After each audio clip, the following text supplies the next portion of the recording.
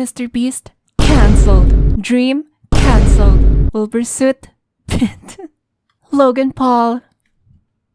I've made a severe and continuous lapse in my judgment, What do they all have in common? A massive No. What they have in common is that they all started doing YouTube when they were young, and I believe that this mere fact has led to their downfall. And here's why. Teenagers are absolute egotistical morons. I would know. I was one too. I thought I knew everything about the world, such as emotions, friends, society, and love. Now look at me, sitting in this chair yapping away about my trauma to my therapist. Mom, who are you talking to? Teenagers can be right, but rarely. But the special thing about teenagers is that they think they know everything. Bitch, you know everything? You haven't worked yet. You haven't experienced commuting 3 hours to and fro in a crowded train. You have not experienced back pains. You have not experienced learning that Phineas and Ferb released 17 years old. Fuck. We know teenagers can be little shits, especially the privileged ones. Some combination of white, male, and American/British maybe. Now put that jumbled mess of ego and hormones into a situation where they sit for hours and hours every day making videos, not talking to other regular people, and quite frankly, not touching grass. How do you think these people will react when they suddenly reach 18, where a whole new world is opened up to them? A world where actions have consequences. Being a rational, moral human is out of the question due to the lack of emotional development. I'm an incel. So, let's choose a few coping mechanisms. Here we go. First, being an alcoholic. I'm not feeling it. I get really bad hangovers that waste my day. I need all that time to grind. Next, emotional manipulation. Well, that's already part of being a YouTuber. How about this? Ooh, that sounds very awesome sauce. And it's fine because I have the mind of a teenager anyway. God, I'm definitely getting a strike with this one. Teenagers don't know how to handle stressful situations properly, especially when they experience it for the first time. Like, bro, my knees weak arm spaghetti when my mom tasked me to do something so grueling and so daunting right when I turned 13. Oh God, it still brings me trauma to this day. My mom asked me to follow up on her order. My little 13-year-old brain said, "Bitch, no, I don't care if our food come an hour late. My anxious teenager ass ain't doing that."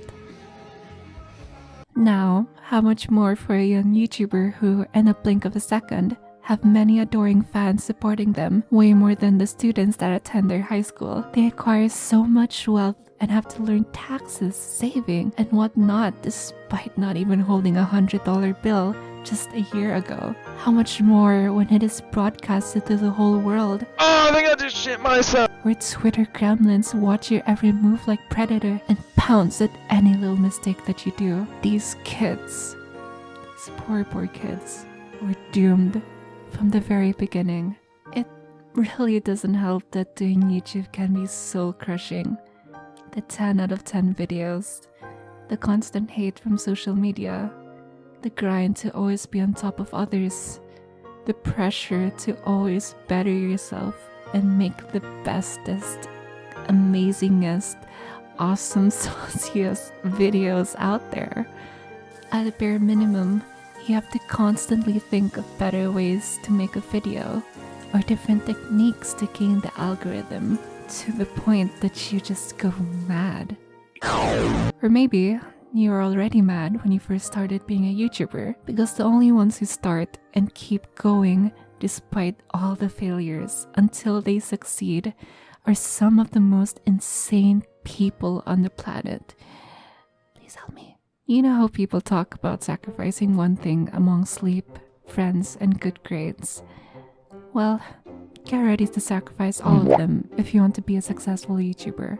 It really shows how much dedication is needed to even start doing YouTube when many now successful YouTubers shared about the lengths that they go to make videos. Like Jchlat, who worked tirelessly as a college student and part-timer while also using his free time to do Minecraft videos and streams. Jacksepticeye, who almost never took a break to keep up with his double daily videos. And Mr. Beast, who in a leaked document even encourages his own employees to literally have the same mindset as him, such as Frico saving a burning building just so you can complete your task of getting a Mr. Beast burger for the boys. How the hell are you supposed to fit in time for yourself, your friends, and your responsibilities? Now let's go back to some of the cancelled YouTubers who started doing YouTube before they were 18. Now, we will do some speculation on their age because we can't always have accurate ages. But that's okay, because just like some of these YouTubers we're gonna talk about, I too believe age is just a number.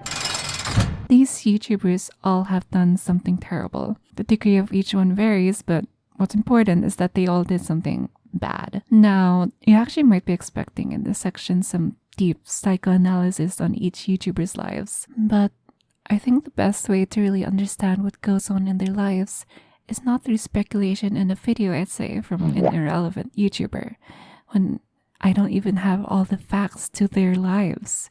Not even a sliver of what goes on in their personal lives even. But I think the best way is by relating the experiences of a young YouTuber to an account from someone who was a child actor. Because many of the situations these YouTubers grew up in are very similar to that of a child actor. Mara Wilson writes, "Now imagine if you, as a kid, had millions of people watching your every move. First, there's your own entourage. Parents or guardians, agents, managers, producers, studio heads, executives of all kinds. And then there are the fans. Kids your age who think they know you because they've seen your face on TV. Parents who pray you stay squeaky clean because their children want to be you. Having to live up to your fan base is a little like having to deal with a million strict parents who don't actually love you. They reward you for your cuteness and cleverness, but are quick to judge and punish, and they do not want you to ever grow up. How do you react? The way any sullen teenager does.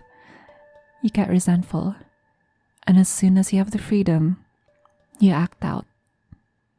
And if there's one thing the whole world loves, it's a public breakdown. Now, would I say the same thing about YouTube? Would I tell you, a young aspiring YouTuber, to quit? Yes. Yes, because I, in my right mind, would not encourage a kid to dedicate their whole youth just to chase some pointless numbers on the internet and potentially fucking their entire future with a whole host of problems. But there are people, crazy people out there, who will push through despite all the no's and the pushback by people in their lives to try and finally become what they've always dreamt of. Someone who can make other people smile. Someone who can make people laugh. And someone they can finally be proud of. I am one of those people. I'm crazy. Let's go! And probably need to be euthanized for the shit I come up with in my brain. The past few years of my YouTube journey have absolutely battered me and made me stress my hair out, and also probably given me many more stuff to talk about with my therapist. But I know this is what I want to do with my life, and doing this has brought me more fulfillment than anything else in the world. I want to do this right, and not forget why I started this whole thing in the first place. To make people smile, to make people happy. To my fellow aspiring creators out there, remember, we dream of becoming a YouTuber, not a criminal. Thank you, everyone, for watching. and I hope you have a great day, week, and month.